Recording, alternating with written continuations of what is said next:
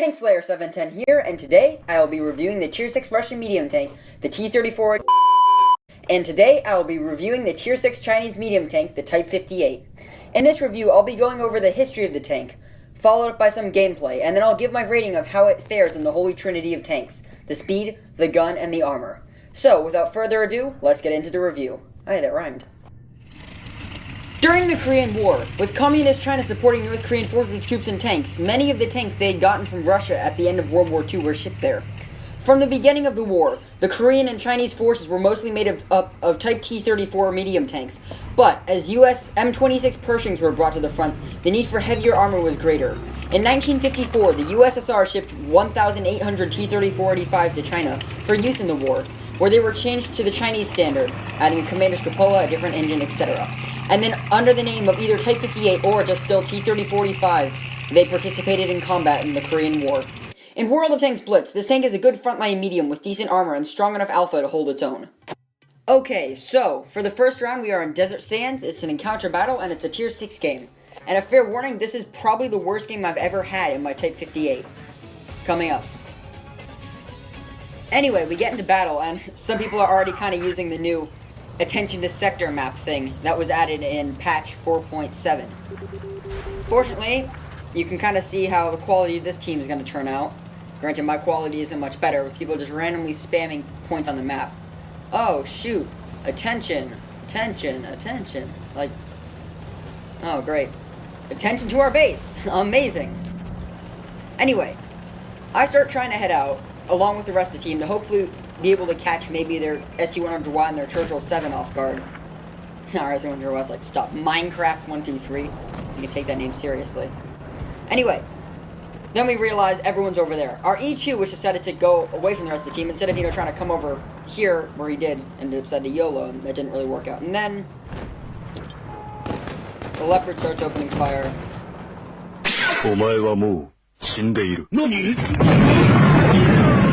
And I don't even know how the heck that hit me, but it did. Then there's an SU-100Y up there, which I tried to get a shot in, but it's too late. Okay. Thanks, E2. I decided to take a random shot there, which ended up missing. And then I realized, okay, I have an SU-100Y in front of me, but then I also have two Leopards flanking around behind me. So I decided, I'm going to take my chances with the 100Y and try to move up. Try to fire at the Churchill, but it misses, and the Churchill hits me. And this round is just going downhill so fast. Then a Type 58 decides it's time for me to die, so I fire and get an incredibly high roll of 210 damage. It's a shot into me, and then I realize, oh, she's going to ram me. And normally this wouldn't kill, but as I'm at 2 health, even a light ram like that ends up killing. So, on to the next round. Okay, so we are now in Mirage for the second battle. It's an encounter battle again, and it's a Tier 7 game, so I don't really have the advantage anymore. Unfortunately enough. But I'm still going to try to showcase what the Type 58 can do, even when it's not top tier. Granted, I'm going to play it pretty aggressively in this game. So, we have a Rudy, we have a T-34-85, and we have a Type 58, so we have kind of all the different variants of the T-34-85 on this team. Unless we, oh no, we don't have a Victory though, so sort of, but not really. Also, for further notice, my Type 58 actually has the stock engine and stock tracks. Even though the engine doesn't really add anything on, I'm still going to research it, because when you get to the T-34-2, no, the T-34-1, getting the engine actually ends up really mattering. So, first thing I want to do is I realize there is a Bulldog to that side, but I put a shot into the 1375. Then the Bulldog sides, he puts a shot into me, and I'm trying to figure out what to do, and then I realize, you know what, screw it, I'm going to try to charge myself into cover to keep him spotted, and hopefully not get hit again. So I was trying to get it so I was sort of like side-scraping, but he's still penned. I don't know if he fired APCR or not. So, I'm trying to keep this Bulldog lit up for the rest of my team, because I just can't beat him in a one-on-one. That thing's rate of fire on the gun is just way too good for me, and the alpha is too close to mine. Also, I'm a tier lower, so I don't really stand a chance. The Bulldog's still sort of peeking around, and then I realize, oh, there's a KV-13 up there, so I decided to try to go out in front, even though I get caught on the train, go out in front and try to put a shot in the KV-13, but it just doesn't come out enough, so it doesn't end up working out. The Bulldog at this point is just getting completely rushed by my teammates, and that shot obviously misses because Chinese bias doesn't exist. And the Bulldog decides, I'm going to target me, because just try to get enough damage in, obviously, before you die. But it doesn't end up working out for the Bulldog, as our T-29 shuts him down pretty fast. Next, they have a KV-13, who kind of realizes what the predicament he's in and tries to back off. But he gets tracked, and he's still trying to make it over the rails, and it's just too late for him. So I already realized our AMX-1390 is going to shut him down. So, or I guess the T-29 ended up doing it. I derp a shot against the Koro Morimine, and then he gets a pretty nice shot into me. This is just not working out for me. So I kind of, at this point, I've realized I'm not going to live through this round. I have an IS unit 100Y here, so I'm going to try to distract the Koro and hopefully try to get his gun to turn back my way so my teammates can finish him off. So I've just kind of given up any and all hope of actually beating him. So I put my driver, and I don't really know if that was the best idea, because then the SU-152 turns the corner. Put a shot in, it doesn't do crud, and then I just get wrecked. So, though that's the end of me, let's continue watching the team to see how they finish this one off, even though it's an automatic, a pretty guaranteed victory at this point. The SU-100Y is exposing way too much of his flanks, so our team's putting shots into it. And the Rudy decides to try to rush the SU-152. The SU does not get a penning shot and does an incredibly low roll, even for a non-penning shot, which allows the Rudy to finish him off without that much hassle. Okay, I guess the T-29, Mr. Killsteal McGee, decides to finish him off as well. And so yeah, that was a pretty legitimate victory. I didn't do that good, but the rest of my team did pretty well. So yeah, now for the post-battle stats.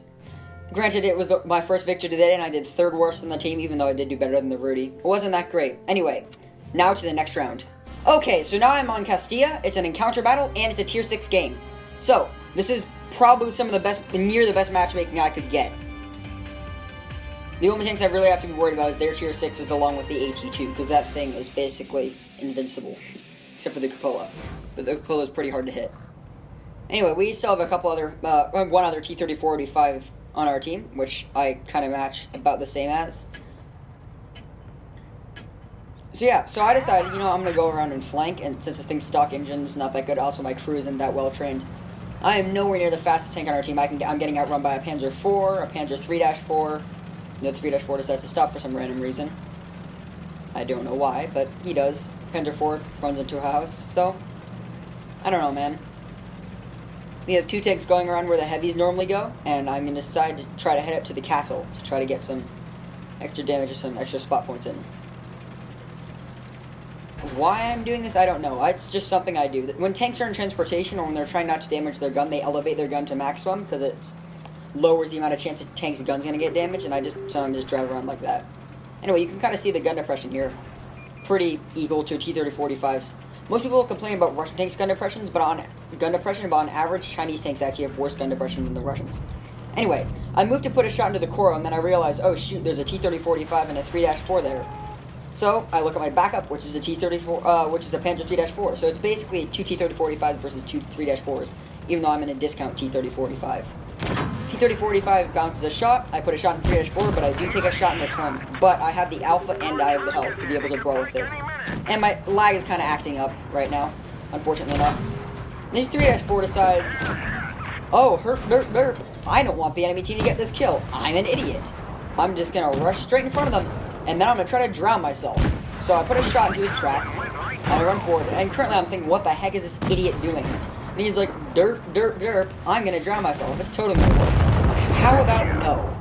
The M7 has also decided, you know what, I'm going to give up on all hope in life. I'm going to drown myself as well, because I'm an idiot. But before the M7 can do that, I shut him down, because nobody likes a scumbag, especially if they're not even artillery. If they're light tanks trying to drown themselves so we don't get kills, that is just not going to happen. So, with two scumbags taken care of, I decide, you know what, I'm going to see if I can KO the T-34-85 that's heading around this corner, because I already know I have more health than him, because I saw it when I passed. So I'm continuing down that flank, and the rest of our team has already taken the hill, and then I run to the T-34-85, who is about a 2-shot for me. So, I turn the corner, and my ping is pretty okay,